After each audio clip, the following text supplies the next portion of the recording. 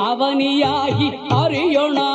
பொருளதாகி தொண்டர்கள் குருவுமாகி புகழறு தெய்வமாகி எண்திசை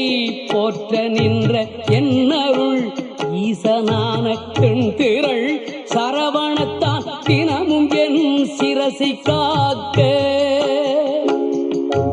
அண்டமாய் அவனியாகி அறியொணா பொருளதாகி தொண்டர்கள் குருவுமாகி புகழறு தெய்வமாகி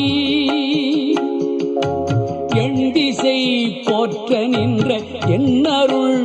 ஈசனான தென்திரள் சரவணத்தான் தினமும் என் சிரசை காக்க